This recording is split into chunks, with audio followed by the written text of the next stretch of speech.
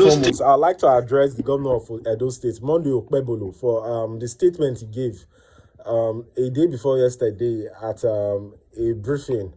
That was totally wrong by issuing a stern warning to Peter Obi that he shouldn't visit the state without informing him. Monday Okpebolo, I would like to remind you that you don't have such rights to issue warning to a fellow Nigeria that he should inform you before coming to the state. You can't even warn me not to come to Edo State, then not to talk less of the person of Peter Obi. Let me guide you constitutionally that Section 44 of the 1999 Constitution as amended guarantees every Nigerian to move freely within the country, and nobody needs to inform anybody before they go visiting anywhere. This is the same Monday Okpebolo that couldn't give a correct press briefing about his budget he was to present to the Edo State House of Assembly, and this same man has started again. You have problems in your state already, yet you are trying to attract more problems.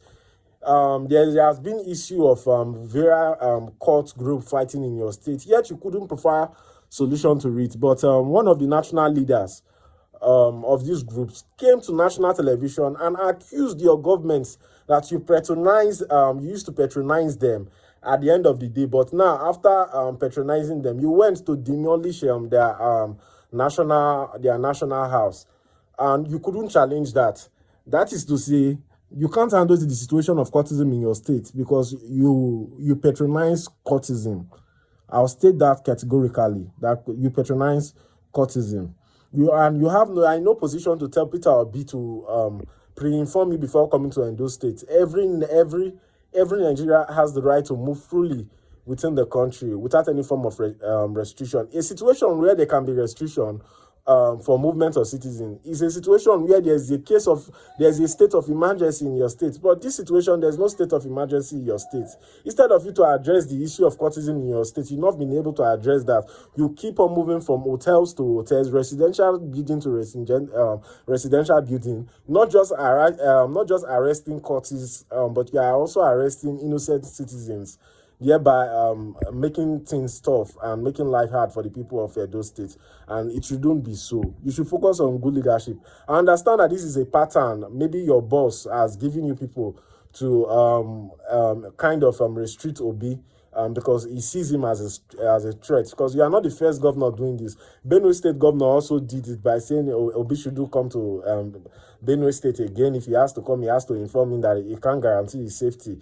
And your statement was very annoying when you went further to say that this same man is saying he does not have shinshin, yet he donated 50 million naira to a nursing school in Edo State. You should be ashamed, and you should be grateful to Peter Obi for the same facility you neglected. An individual came in to donate 15 million naira, and you are trying to criticize him and mock him. And you went further to say that he shouldn't visit your state. You should be ashamed as a person, and you should be ashamed of a governor.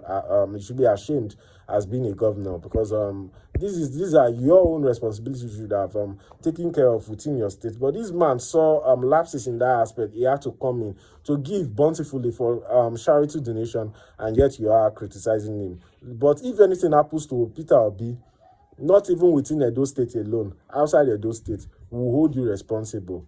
You and the Benue State governor, two of you have been two individuals that has been bold enough to come out to issue stern warning to the former Anambra State governor and the former presidential candidate and also a running candidate for the 2027 election. And Nigerians will hold you accountable if anything happens to Peter Obi. Thank you.